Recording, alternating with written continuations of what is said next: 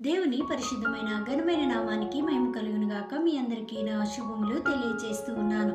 మట్టల ఆదివారపు శుభాకాంక్షలు తెలియజేస్తూ ఉన్నాను. ఈ దినము మట్టల ఆదివారము. ఈనాటి ధ్యానము కొరకై మత్తయి సువార్త 21వ అధ్యాయము 9వ వచనము. జనసమూహములలో ఆయనకు ముందు వెళ్ళుచుండిన వారు వెనుక వచ్చుచుండిన వారు, దావీదు కుమారునికి జయము, ప్రభు పేరిట వచ్చువాడు స్తుతింపబడును గాక, సర్వోన్నతమైన స్థలములలో జయము అని వారు చెప్పడం అక్కడ మనం చూస్తాం. యేసుక్రీస్తు ప్రభుల వారు మరి జయోత్సాహంతో యెరూషలేము ప్రవేశాన్ని గావించడం ఇక్కడ మనం చూస్తూ ఉంటాం. ఆ కాలంలో యూదులైనటువంటి వారు రోమియుల పాలనలో మరి ఎంతో బాధలు అనుభవించేటువంటి వారు ఒక నిరీక్షణతో ఉండేవారు. మరి మా కొరకు మెస్సియా వస్తాడు, మా కొరకు మరి రక్షకుడు వస్తాడు అని వారు నిరీక్షణతో ఉంటూ ఉండేవారు.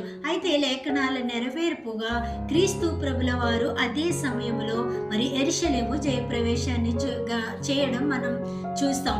అయితే వారు హోసన్నా హోసన్నా, ఇతనే మా కొరకు వచ్చినటువంటి రక్షకుడు అని వారు నమ్మారు. ఇతనే మెస్సియా అని వారు విశ్వసించి జయము జయము హోసన్నా జయము అని కేకలు వేయడం అక్కడ మనం చూస్తాం. అయితే హోసన్నా అనే పదానికి రక్షకుడు అని అర్థము. ఇది ఒక హీబ్రూ పదము. అయితే మత్తయి సువార్తలోను, మార్కు సువార్తలోను, యోహాను సువార్తలోను మనం ఈ పాఠ్యభాగాలు గమనించినట్లయితే వారు ఒక రకమైనటువంటి విడుదలను వారు కోరుకుంటూ ఉన్నారు.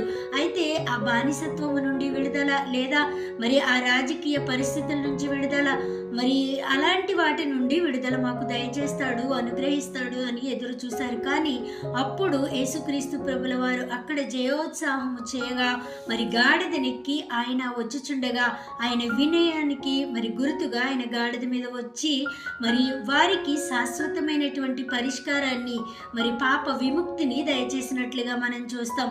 అవును, మనం ఏ స్థితిలో ఉన్నా మనం క్రీస్తు ప్రభుని అంగీకరించి నిరీక్షించిన వారమై, రక్షకుడు నా కొరకు ఉన్నాడు అని ఒక గొప్ప నిరీక్షణ మనం కలిగి ఉంటే, అలనాడే కాదు ఈనాడు కూడా క్రీస్తు ప్రభుల వారు నీ విశ్వాసాన్ని చూస్తూ ఉన్నారు. కాబట్టి నువ్వు రక్షకుడు నా కొరకు ఉన్నాడని నిశ్చయముగా నమ్మి ఆయన పాదాల చెంతకు చేరితే నీకు పాప క్షమాపణ, విడుదలను ఆయన అనుగ్రహించేటువంటి దేవుడు.